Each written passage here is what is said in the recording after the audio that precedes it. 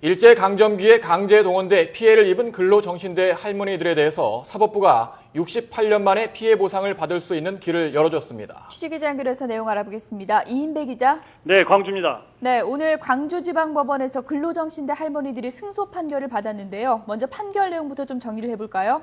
네, 광주지방법원은 오늘 82살 양금덕 할머니 등 일제 강제징용 피해자 5명이 미쓰비시 중공업을 상대로 낸 손해배상 청구 소송에서 원고 일부 승소 판결을 했습니다.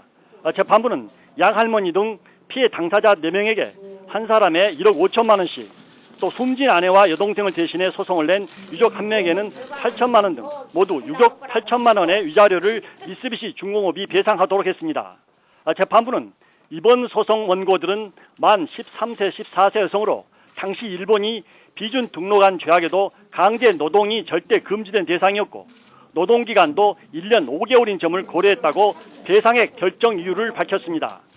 재판부는 특히 선고에 앞서 원고들에게 위로의 말을 전한 뒤 정부가 피해를 외면하는 동안 15년 가까이 소송을 하고 이 자리까지 온 데는 시민단체와 일본의 양심 있는 이들의 힘이 컸다고 말했습니다. 재판부는 이어 일본 정부와 기업들은 강제징용 피해에 관심을 두고 적극적으로 나서야 시민과 양국 정부 사이의 응어리진 감정 문제도 해결될 것이라고 강조했습니다. 양 할머니 등 원고 5명은 고령인 점을 감안하고 재판의 신속성을 위해 손해배상금은 청구하지 않고 위자료만 1인당 2억 원씩 청구했습니다.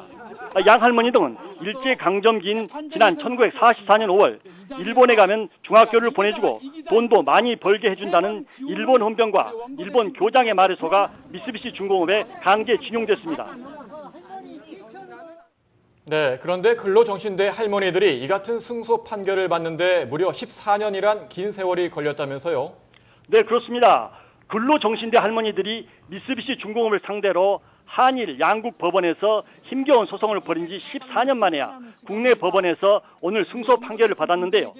강제 동원 피해자들은 지난 1999년 3월 일본 정부와 미쓰비시 중공업을 상대로 나고야 지방재판소에 손해배상 청구 소송을 냈지만 2008년 11월 도쿄 최고재판소에서 기각됐습니다. 이후 피해자들은 지난해 5월 대법원이 강제 동원 피해자 손해배상 청구 사건에 대해 배상 취지의 판결을 내림에 따라 지난해 10월 광주지방법원에 소송을 냈습니다. 올해 7월 서울고등법원과 부산고등법원에서 일제강제징용 사건인 신일철 죽음과 미쓰비시 중공업에 각각 배상 판결을 내린 바 있지만 여성 근로정신대 사건에 대한 사법부 판결은 이번이 처음입니다. 오늘 선고 공판이 내려진 법정에는 일본 지원단체인 나고야 미쓰비시 조선여자 근로정신대 소송을 지원하는 모임 관계자 10여 명이 참석해 눈길을 끌었습니다.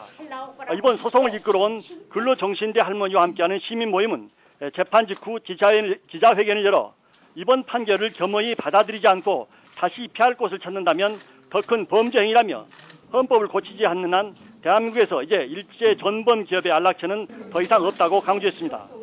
시민 모임은 기자회견에 이어 일본 소송에 연구했다가 지난 2009년 숨진 김혜옥 할머니의 묘소가 있는 국립 5.18 민주묘지를 참배하고 오후 7시에는 전남대학교에서 시민보고대회를 열 예정입니다.